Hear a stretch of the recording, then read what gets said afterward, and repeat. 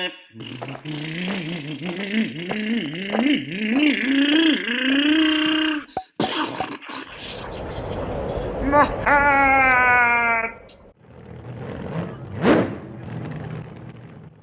I'm ready. 3. So it is too much power. Just watch. I'm spinning my tires the entire way. Eventually it grips more. I catch up. Well, I hit him. I was still going to pass him.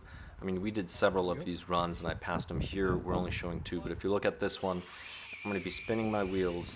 I'm going to catch up to him and then I'm going to pass him. So with more power, you're going to need a higher traction surface area, or you're going to have to prep your tires and just sauce them with whatever compound. Now here you can see that I'm trying to take turns and it doesn't want to turn, it wants to keep going straight, so the understeering of the car is massive. Unfortunately, I lost the footage where I was running this silver car with the red car, both Ford Tech 3.0s. The difference is the silver car is the one with the more powerful system, but they were both running side by side, and to be honest, the silver one was a bigger challenge to drive.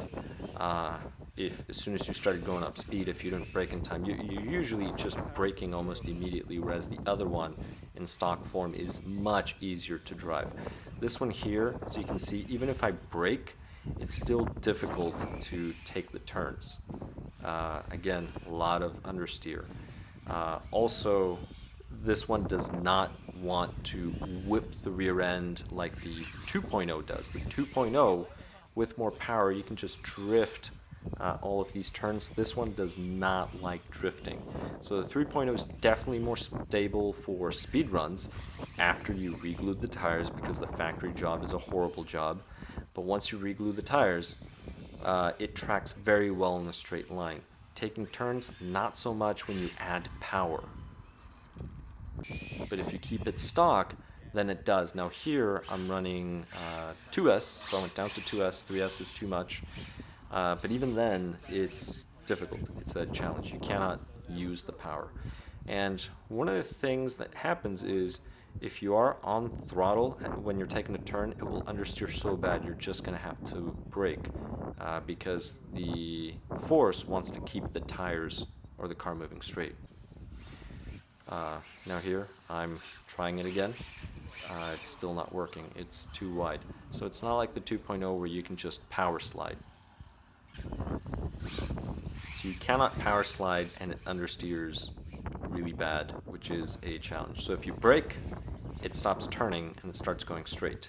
If you accelerate, it understeers again. So it doesn't matter if you try to throttle it or brake, it will still understeer. And in this section here, I'm going to be running it with 2 Euro trucks, the Tamiya MAN trucks.